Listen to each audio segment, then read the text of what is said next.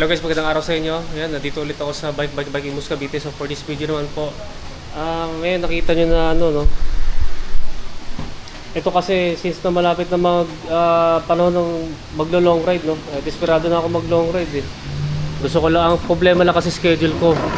Nagawa ko ng paraan, no. So kung makagawa ko ng paraan, yan, ito yung magiging setup ko sa pang long ride ko. Kasi naka 1x lang yan na maliit na sprocket eh.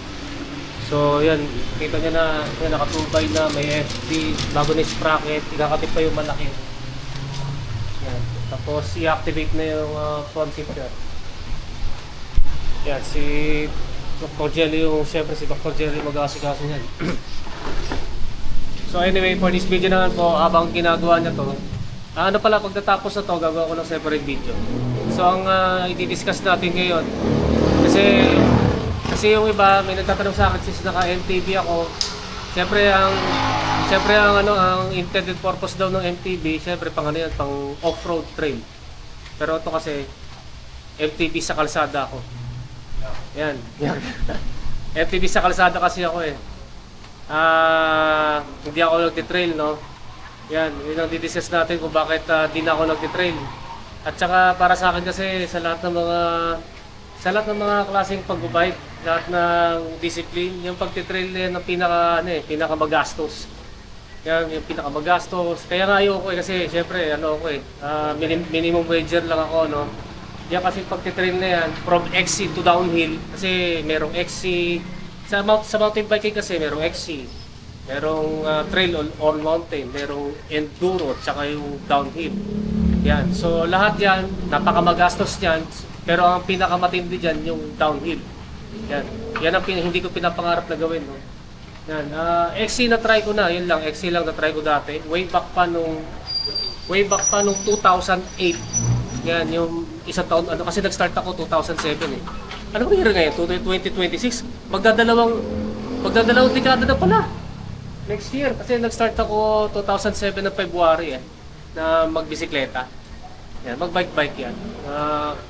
Yun nga, 2008 ako nag-start mag-trail dahil sa yung di ba may Philippine Best Trail ngayon. Yung 2008 na yan yung doon nagsimula i-open yung pagti-trail sa Philippine Best. Yan. Nagpalaro pa nga daw dyan yung sa mga OG sa mga matagal na sa pagbabike na katulad ko, ano. Yung palaro daw ng Sabak. Nagpalaro daw dyan, yan yung kauna-unang bike shop na nagpa-event dun sa Philippine Best Trail. Yan yung ko. Pero di naman ako sumama doon kasi nung time na yun hindi pa ako interested sa trail. More on long ride dyan sa kalsada. Napayaya ako mag-trail kasi may kasi dati kasi ako sa Las Piñas nakatira. No? Pero kasi kaming kapitbahay doon ng mga yayamanin, na lahat ng bike meron sila, except gravel bike kasi wala naman gravel bike dati. Meron silang road bike, tsaka meron silang MTB. So, nagaya sila sa Philippine Best no, ka-open pa lang yun, sa Philippine Best Road. Yan. Dati nung 2008 hindi pa naman ako nagsisimulang project rigid time trial rigid MTB.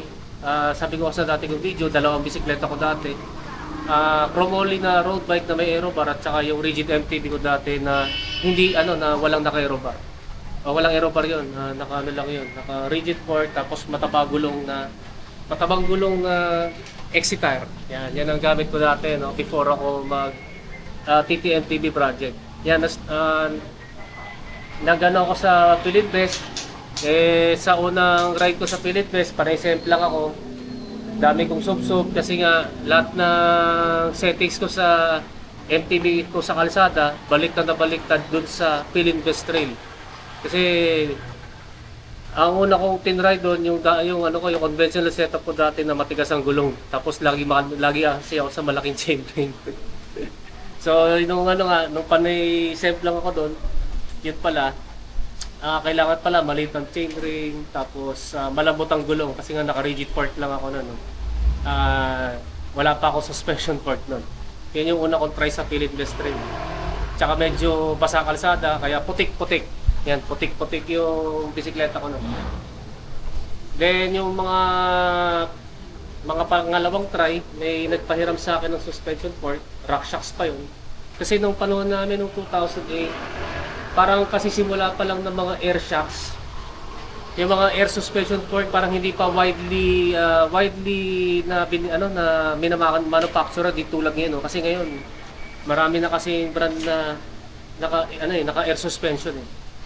Dati parang mga ano lang, yung mga big brands lang tulad ng Fox, RockShox, Marsochi, ano pa ba? Ano pa ba ibang mga brand? Wala na akong matanda nung panahon na yun. Basta alam ko lang, RockShox, Fox nga, tsaka Marsochi. Manitou, yun, meron din Manitou. Yung apat na yan, yun ang alam kong apat na mga bigati na brand names. Ang alam ko sila lang yung may naka air suspension fork. Yung SR Santur dati, ang alam ko wala pa silang wala pa silang air suspension noon. Hindi katulad ngayon kasi ngayon, di ba? Meron na yung Epixon. So dati kasi, yung mga budget na mga suspension, lahat yun naka-coil suspension, coil spring. Then may lockout naman. Pero marami pa rin dati na walang lockout. Katulad ng pinahiram sa akin na RockShox na original pero walang lockout yun, lumang model yun. Yan yung pangalawang try ko mag-trail. At medyo na-improve naman kasi nga in-adjust ko na malambot na yung gulong, tsaka kasi di ba naka 3 by kami dati. Ang ginagamit ko lang na chainring doon, yung mid ring tsaka yung small ring lang. Yun lang yung ginagamit ko doon. Tsaka siguro totally naka-4 na trail lang ang ginawa ko doon sa Pilinvest at hindi ko na inulit. Kasi may mga problema lagi yung bisikleta ko eh. Yun, every time na nagtitrail ako, lagi may problema yung bike ko kasi yung MTB ko dati, naka entry level lang yun.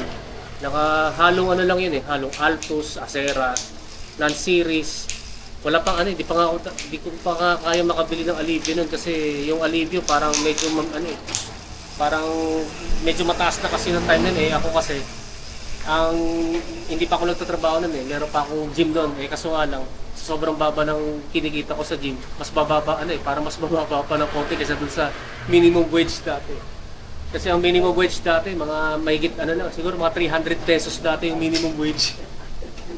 Kaya ang kaya ko lang bilhin nga, non-series, Altus at saka Acera. Yun nga, kahit na, kasi nung panahon namin, hindi pa uso yung mga peke nun eh, natin original eh.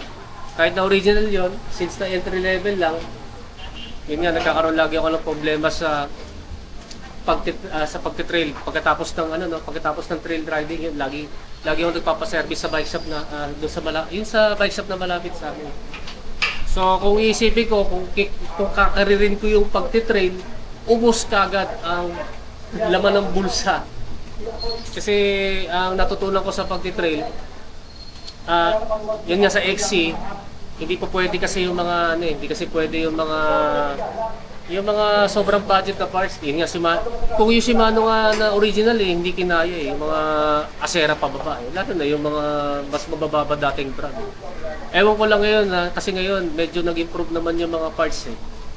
Pero kasi yung Shimano Altus, Acera, tsaka yung Tourney, alam ko Tourney mawawala na rin yan, ipapalitan kasi ng Shimano Qs. Yan. Yung kahit doon sa Alivio pababa, especially doon sa RT, mahirapan didaan sa trail eh. Kasi yung mga ganong klaseng group set na mabababa sa MTB, moronan lang yan eh. Moron pang commute dito sa urban area na doon sa mga lubak-lubak. Yan, mga lubak-lubak na kalsada. Yan. Kaya tinigil ko nga yung pagte-trail kasi nga napaka gastos, sobrang gastos. Pang lang yan para sa akin, para lang sa mga mayayaman na malalaki ang kinikita. Malaki ang sinusweldo. Hindi talaga para sa akin eh. Ikaw Jello, ano bang opinion ikaw bang nakapag-trail ka na ba? Anong experience mo sa trail? Ayun, masaya nga. Kawaga naman yung mo. Kasi naman ikaw mekaniko di mo na kailangan magpa-service kasi ikaw mismo nagse-service eh. Pag-iilo lang. Pero yung yung maintenance. Dali lang, mekaniko ako Paano kasi hindi mekaniko? Gunggong ka pala eh. Hindi naman lahat mekaniko eh. O yung katulad ng Papahin niyo ako. Pero di ba nagsiservice ka ba ng mga suspension fork? Inabat ako sa tropa, mahal lang. Mahal lang alin. Magkano lang labor nun, mas mahal pa yung mga langis. Yung mga, yung mga tools, no? Okay, mga pang refill, mga langis, repair kit. Yun yung mas mahal eh, magkano lang labor. Okay. Yun nga, no? Isa pa sa mga ayoko sa trail, yan, highly maintenance. Lalo na ngayon lalo na yung suspension fork. Tsaka yung suspension, lalo na yung isa nakapulso. Saan ang tawag doon? Sa rear suspension ba tawag doon? Yan yung mga suspension sa MTB, yan, malaki napakataas ng maintenance cost doon. So ano ba yung pinaka mataas ang maintenance, yung brand ng mga matataas ang maintenance? Box, box shop, dalawang yan. Apax saka RockShox. Yan, so hindi napakataas ng cost nun. At saka hindi po pwede yung mga pipitsugin mekanikong gagawa nun. Kailangan talaga mga eksperto. Yun nga, no? Yun nga, isa sa mga ayoko sa pagtitrail dahil nga sobrang gastos sa maintenance. Lalo na doon sa mga suspension sa MTB. Mapa front or rear suspension. Yan. Yun nga, no? Yung mga group set hindi pwede talagang mumurahin. Kailangan kasi talaga yung medyo pricey para matibay. Kasi sa pagtitrail, kailangan talaga matibay na matibay yung mga pyesa ang ilalagay doon, no? At saka ang isa, ang hirap kasi sa pagtitrail, kasi yung mga trail grounds, hindi naman kasi permanent eh. Katulad sa Bermosa. Dati sa Bermosa, meron diyang trail. Yan, kaso nga lang wala na kasi alam ko gagawin niya na parang commercial area eh. Para may nakabili na kasi na lupa doon. Eh. So wala na yung trend doon sa malapit sa Bermosa Sports Hub. Ang natitira na lang na mga trail na kilala yung Philinvest. Feeling ko naman kasi nag-iiba na rin yung parang nagiging mas busy na kasi yung lugar doon eh sa may bandang Philinvest Trail. Eh. Baka in the future baka mawala rin yun.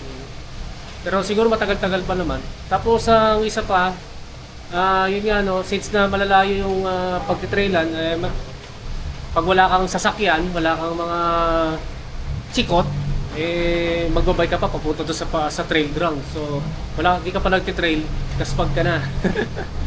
yun pa, no. Kailangan pang bumili ng sasakyan, ng mga pick-up. Yan, mga ganyan sasakyan ang kailangan mo dyan, eh. Kasi yung mga nakikita ko sa mga nagtitrail, sa mga pick-up nila, eh. Sana all, maraming pira. Pero sa mga katulad ko na minimum wager, sasakyan yan, hindi nga ako makabili. Kotse nga, hindi ako makabili. Ang kaya ko lang e-bike tsaka bisikleta eh. Yun talaga, yun nga. Kaya yun din ang dahilan kung bakit tayo mag-trail, no? Dahil nga yung access sa trail grounds, mahirap. Yan. Then ano pa. Pero ano naman kasi, ang positive naman doon sa pag-trail, na-enjoy ko rin naman. Na-enjoy ko rin naman yung pagtitrail kahit paano kahit saglit lang dahil nga siyempre sa pagtitrail walang sasakyan, walang pollution, ganyan. Yun yung naging positive na experience sa pagtitrail kahit konti. Pero pag sa iba na, pagdating sa budget talaga, yan. Yun lang naman yung dahilan pinaka main reason kung bakit ayaw ko mag-trail dahil nga sa magastos.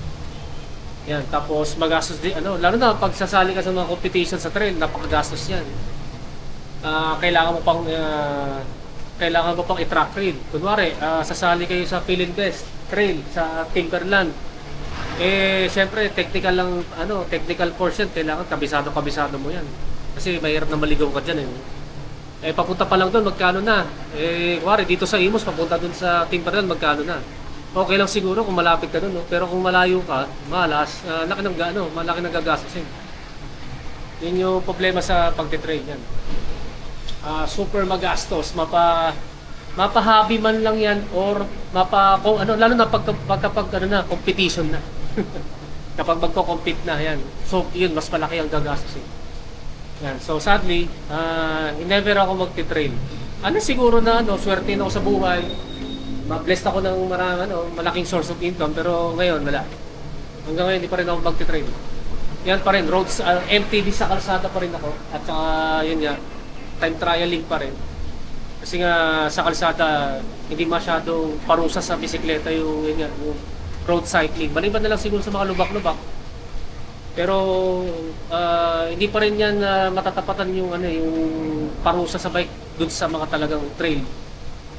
Yung XC trail at saka yung enduro lalo na yung downhill. Yan, so yun nga. Mukhang natapos na. Yan.